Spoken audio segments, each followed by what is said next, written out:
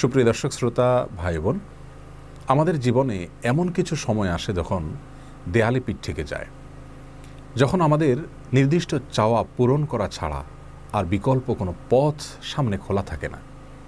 এ ধরনের পরিস্থিতিতে আল্লাহ রাব্বুল আলামিনের কাছে আমাদের মনের একান্ত কামনা বাসনাগুলোকে পূরণ করবার জন্য একটি বিশেষ পথ বাতলেছেন আমাদেরকে প্রিয় নবী সাল্লাল্লাহু আলাইহি ওয়াসাল্লাম, আর সেটি হলো ইসমে আযম।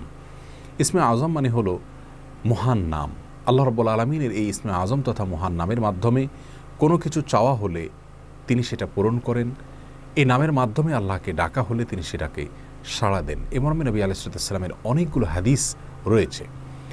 অনেক উলামায়ে কেরাম ইসমে আযম সম্পর্কে বলেছেন যে এটি হলো আল্লাহ রাব্বুল আলামিনের যে মূল নাম আল্লাহ, সেটি তার অনেকগুলো গুণবাচক নাম আছে। তমধ্যে থেকে আল্লাহ রাব্বুল আলামিনের যে মূল নাম আল্লাহ, এই নামের মাধ্যমে আল্লাহ রাব্বুল আলামিনকে ডেকে যদি বান্দা কোনো কিছু চান কায় মনোবাক্যে অন্তরের গভীর থেকে, তাহলে সে দোয়া আল্লাহ রাব্বুল আলামিন অবশ্যই কবুল করেন। এজন্য কোনো কিছু আল্লাহ রাব্বুল আলামিনের কাছে চাওয়ার আগে যদি আল্লাহ বলে ডেকে ভালোবাসা থেকে, আস্থা থেকে, ভরসা থেকে, কায় মনোবাক্যে দীনতাহীনতার সাথে আল্লাহকে ডেকে যদি কেউ দোয়া করেন, তাহলে সে দোয়া আল্লাহ রাব্বুল আলামিন ফিরিয়ে দেন না।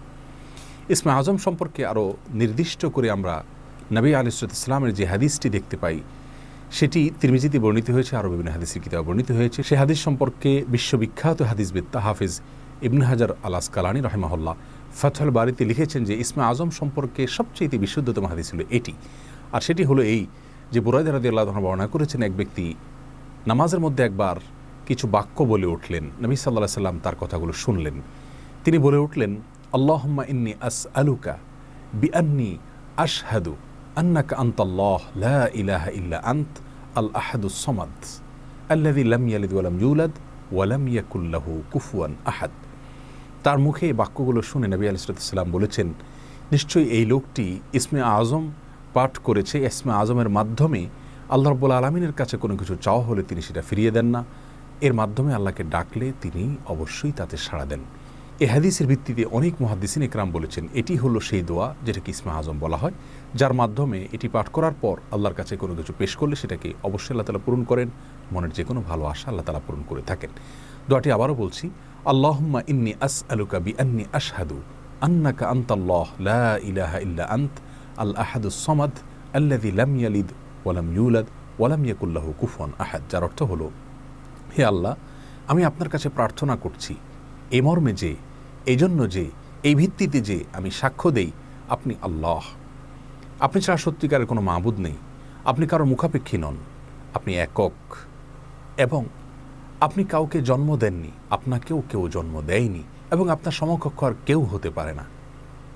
এই বাক্যগুলো পাঠ করে আল্লাহর বড়ের কাছে কোনো চাওয়া পেশ করলে তিনি অবশ্যই সেটি পূরণ করেন।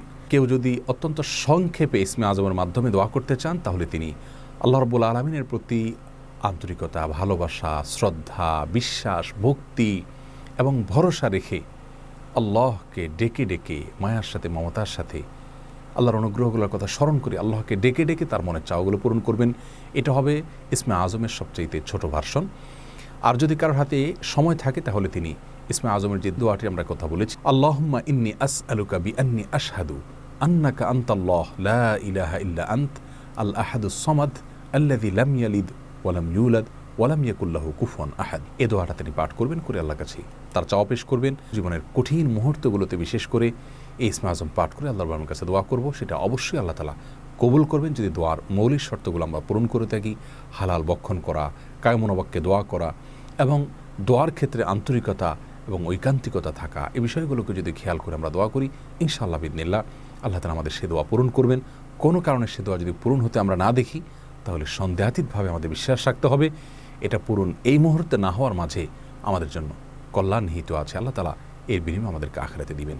এছাড়াও দোয়া ইউনুসের মাধ্যমে লা ইলাহা ইল্লা আনতা সুবহানাকা ইন্নী কুনতু মিনাজ জালিমিন, এটা পাঠ করেও যদি কেউ দোয়া করেন, তার মাধ্যমে আল্লাহর বড় দোয়া কবুল করেন। এবং হাদিস বর্ণিত হয়েছে, আল্লাহ তাআলা আমাদের সবাইকে ইসমে আযমের মাধ্যমে আল্লাহর কাছে জীবনের কঠিন মুহূর্তগুলোতে দোয়া পেশ করার তৌফিক দান করুন।